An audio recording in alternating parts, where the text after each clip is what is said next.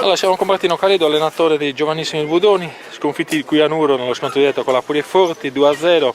Insomma, oggi non avete disputato una partita molto brillante, possiamo dire. No, soprattutto il primo quarto d'ora. Abbiamo concesso poi con le due palle che ci sono costati 2 gol e praticamente quasi la partita si è chiusa lì. Che cosa non ha funzionato secondo lei? I ragazzi hanno sentito la pressione della posta in palio? Ma forse la pressione, forse anche il tempo, faceva un po' freddo, non siamo ancora abituati a questo e poi non siamo molto abituati al campo in terra, ci giochiamo rarissimamente. Certo, ecco, un campionato che comunque vi vede protagonisti, siete venuti fuori alla grande, insomma siete secondi in classifica, dimostrando che a Budoni, 7 giovanile, continua a essere uno dei punti di forza.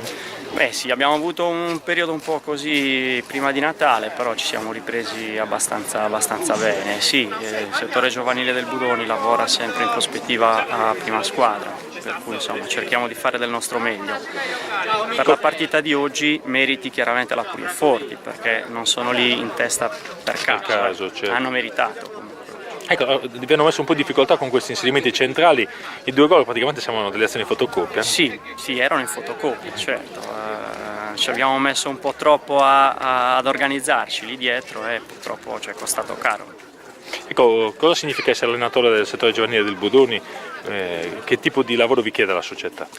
La società ci chiede innanzitutto di preparare al meglio questi ragazzi, non tanto di vincere i campionati o di vincere partite, che poi sono importanti, fanno parte del gioco anche quello, però fondamentalmente di preparare al meglio i ragazzi, sia tecnicamente che caratterialmente.